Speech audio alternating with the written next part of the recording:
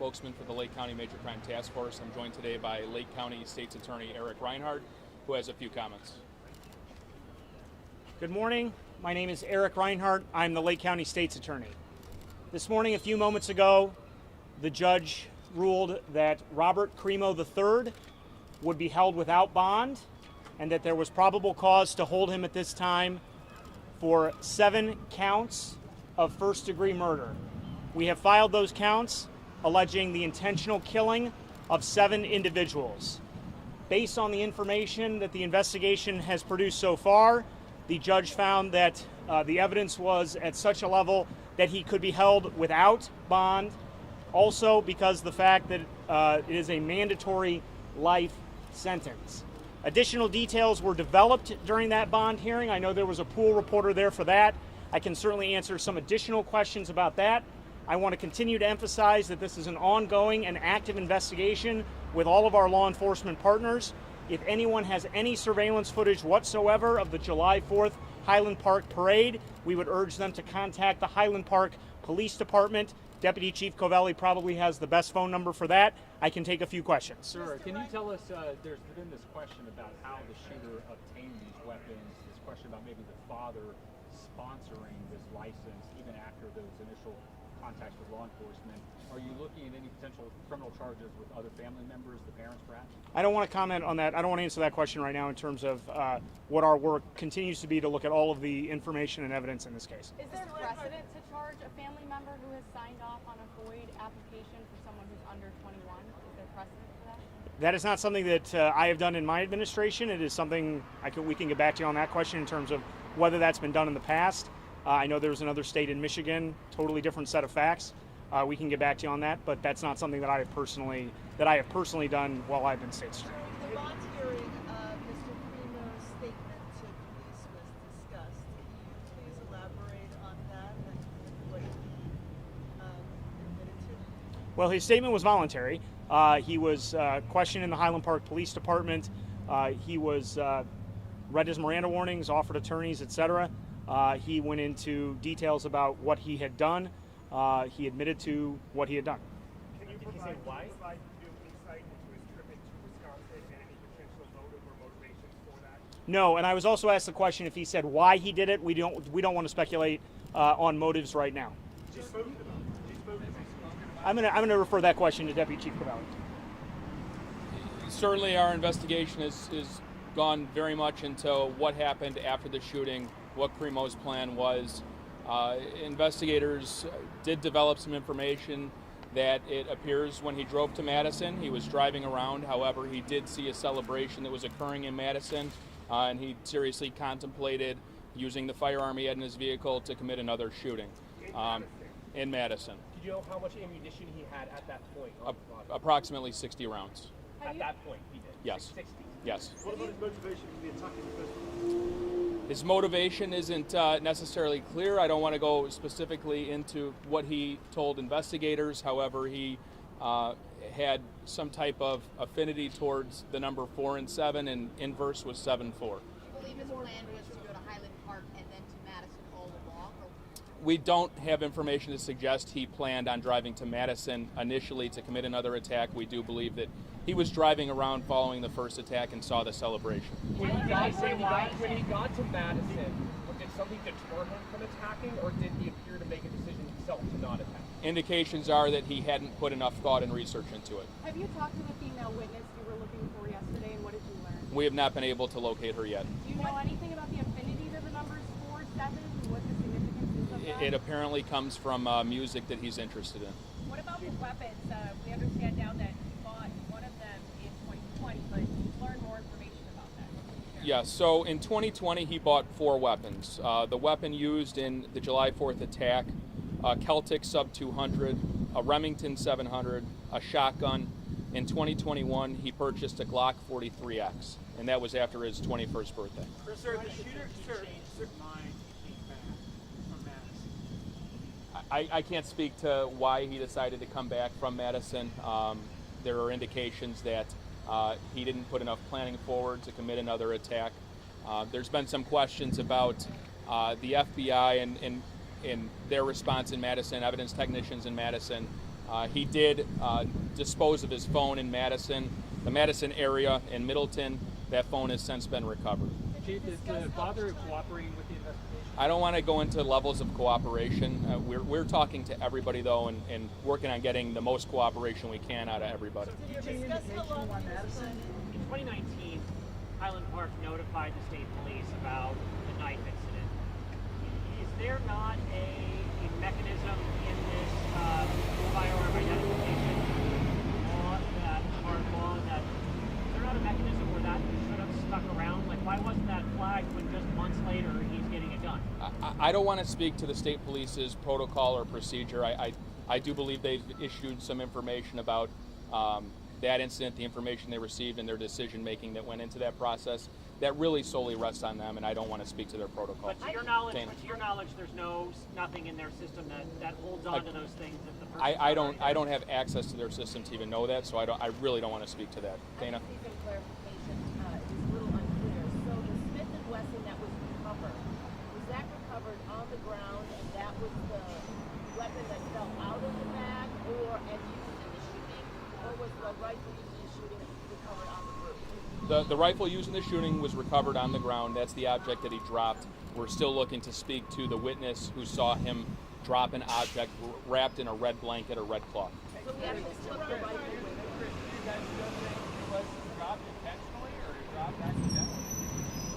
I don't want to speculate on why. There could be a lot of reasons why. I don't want to speculate. It sounds like it had been an accident.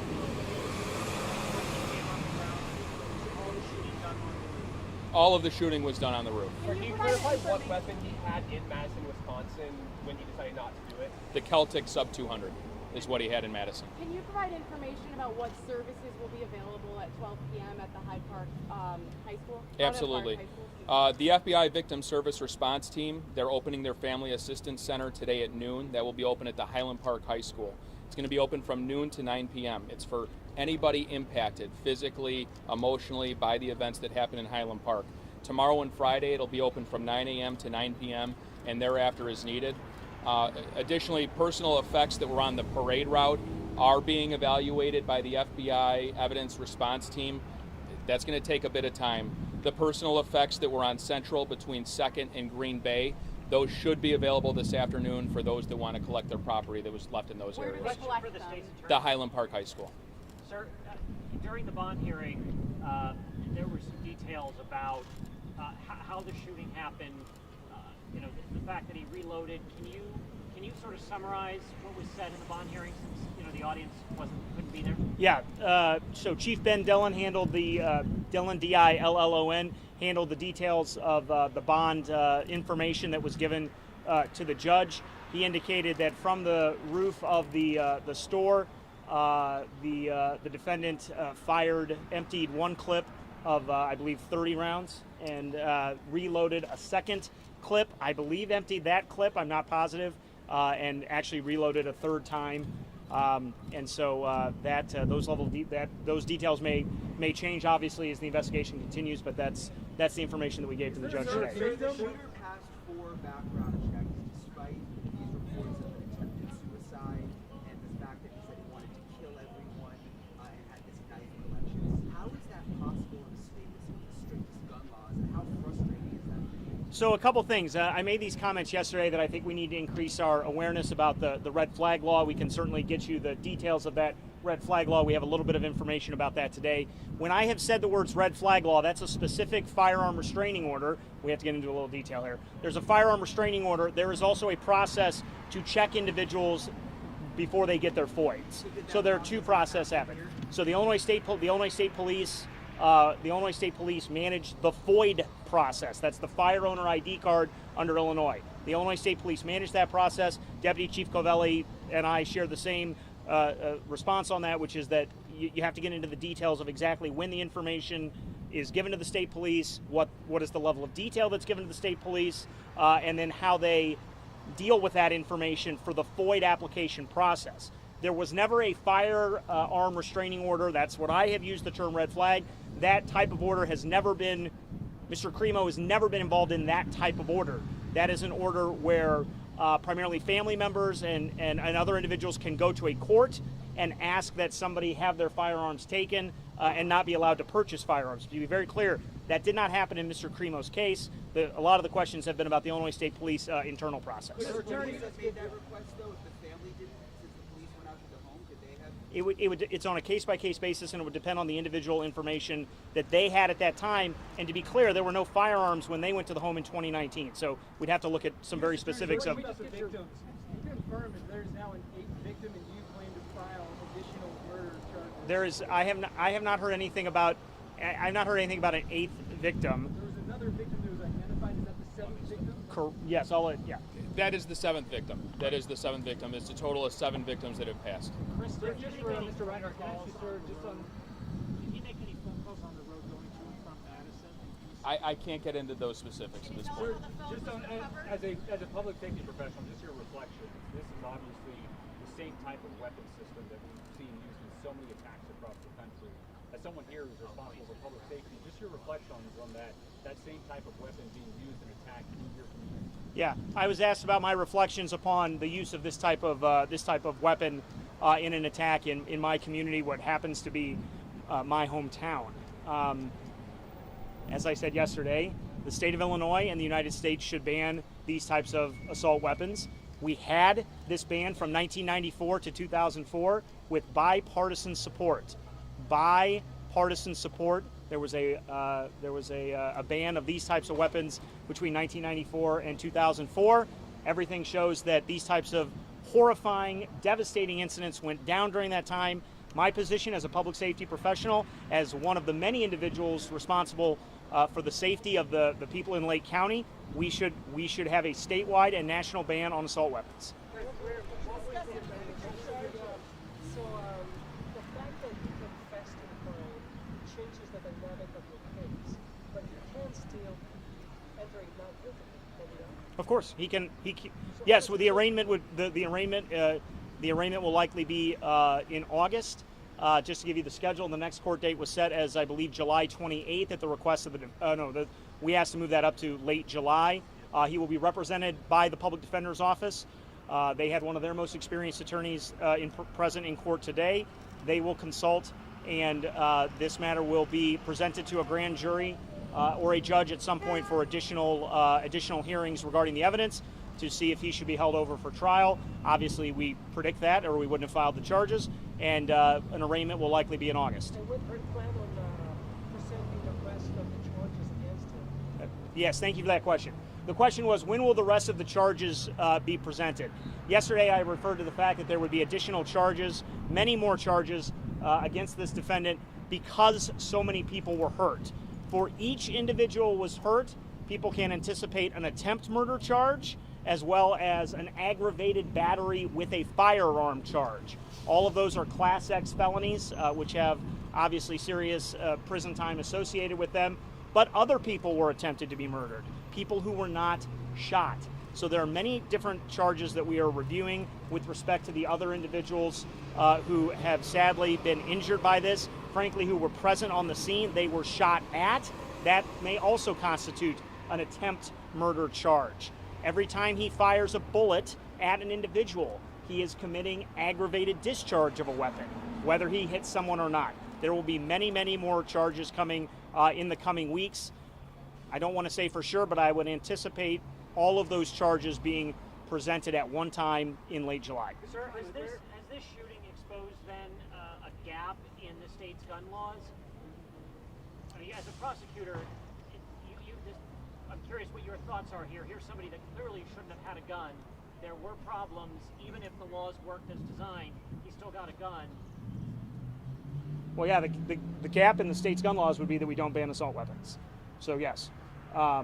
With respect to the red flag laws, you have to look at the individual, you have to look at it on a case-by-case basis. When the information is inputted to people who are working on all types of public safety issues and how that information is stored, how that information is flagged later. But with respect to holes in gun laws, we need an assault weapon ban, and we need to make sure that the community, we need to make sure that law enforcement is using the red flag law, the firearm restraining order law. But sir, if someone gets confiscated 19 knives, in 5 months, would he be able to buy guns? I mean, following the rules?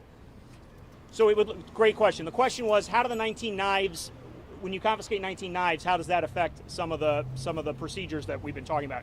Many of these questions will have to be answered by the Illinois State Police, only because that internal FOID process is set by administrative regulations and is set by internal ISP procedures in terms of getting what's called the FOID card in Illinois. That's the fire owner ID card. And so, again, it's on a case-by-case basis with respect to what they knew. But in that case, there had not been any firearms confiscated, that's what I know right now. But the Illinois State Police are going to have to answer those questions regarding their internal process. More information on the 7th. Clear that someone who gets confiscated 19 knives shouldn't be allowed to provide that.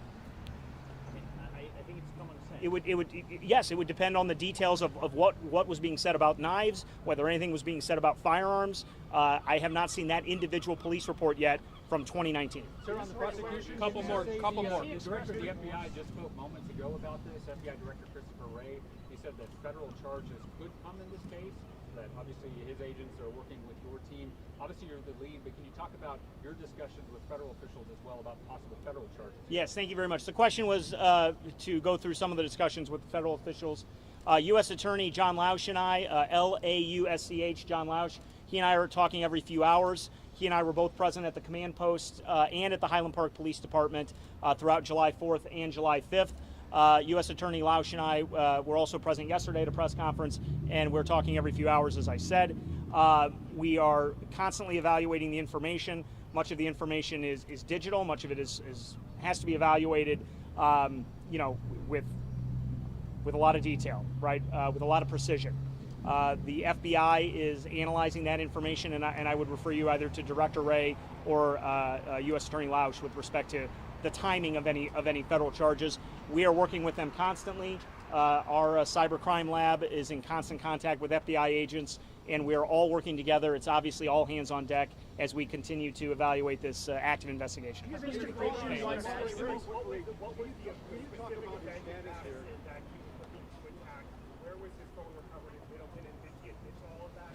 I don't want to get into specifics about what he said in the interview and what he didn't say in the interview, or what he admitted to and not, but what investigative leads have thus turned up is that while he was driving and he located this celebration occurring in the Madison area, he contemplated another attack with the firearm he had in his car. His cell phone was dumped in the 6500 block of University Avenue in Middleton. That was recovered yesterday by the FBI, and it's being processed right now. Why did you go to Madison? Talk a little bit about your status here at the detention center. Is he being separated from the prison population? Anything else? Suicide watch? So what happens now that the bond hearing occurred, the judge held him without bail. He will go through an intake process at the Lake County Jail. They will go through a number of criteria, questions, and he'll be classified on where he should be placed within the jail. Depending on how those questions turn up, he might be placed in an individual cell. That's something that the jail will work on, and they go through their internal processes. During the interview, did he express any kind of remorse? I don't want to get into his demeanor during the interview. We'll take two more, guys. Two more. Sir? Where was he at in Wisconsin? When he was in the 7 hours that we were looking for him, when he went to Wisconsin, on his way back, he was caught on 41 by North Chicago police officer. Where was he at in Wisconsin? He was in Madison and Middleton, Wisconsin. Do you have any indication why he went to Madison of all places? No. No indication. What event was it that he was contemplating? There was some event, celebration occurring in the Madison area. Chris, how long did he plan for the Highland Park shooting? He planned this for several weeks for the Highland Park shooting. Any last questions for the state's attorney? All right, folks, this is probably going to conclude our formal press briefings on this matter. If there is breaking news or anything major that does develop, we will call a press conference. Otherwise, I would not anticipate major press briefings like this. Investigators have months to go continuing their investigation into this. We'll be collaborating very closely with the state's attorney's office. They'll be collaborating with their federal partners. We'll be collaborating with our federal partners. Any specific questions, please reach out directly. Thank you all. One more question. Is he on suicide watch? He's being classified now. I don't know yet.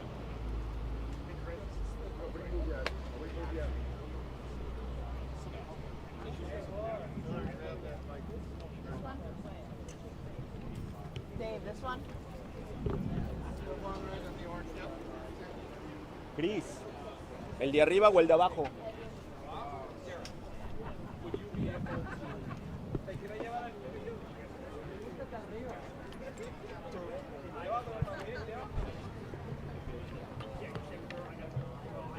Thanks for the ring, George.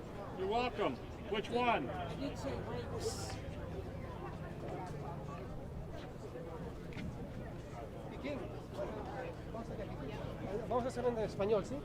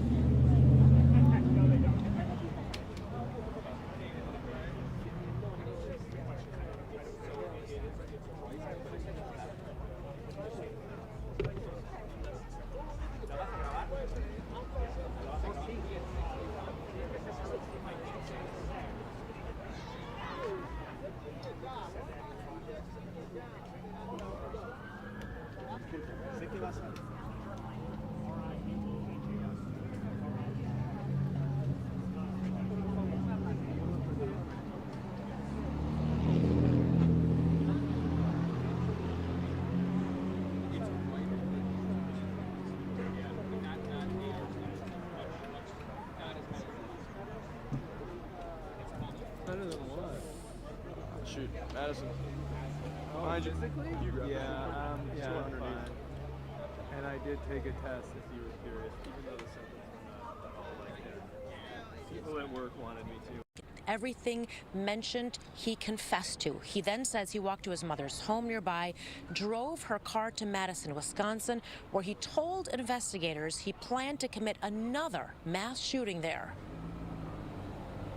It appears when he drove to Madison, he was driving around. However, he did see a celebration that was occurring in Madison, and he seriously contemplated using the firearm he had in his vehicle to commit another shooting in Madison. And remember, that second weapon that was in the vehicle was also a rifle. He told police he turned around and came back to Illinois because he didn't do enough research on that particular event in Madison. Back in Illinois, he was spotted in North Chicago and arrested. In the car, police say they recovered, as I mentioned, a second high-powered AR-15 style rifle.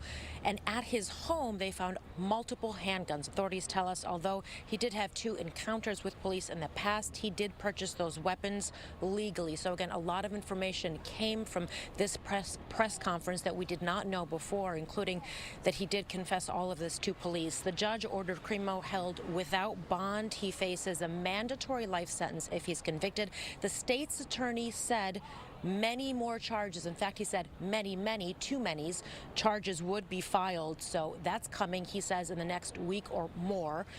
He will be back in court for his preliminary hearing on July 28th. So we should learn a lot more information about more charges and more details coming up in the days and weeks to come. Samantha and Terrell, back to you. Yeah, so more to come here. Diane Patthew, appreciate it. Thank you. And we're hearing from the attorney who represents the parents of the man charged in the parade shooting. Robert Crimo's father owns a local coffee shop and pantry. An attorney for the suspect's parents says they're cooperating with the investigation, but added Crimo's parents are suffering along with everyone else. The parents are distraught. They are people who've lived in this community all their lives. They were friends with many of the people who were at the parade. They knew some of the people who unfortunately fell victim to this senseless violence, and they lost a son also.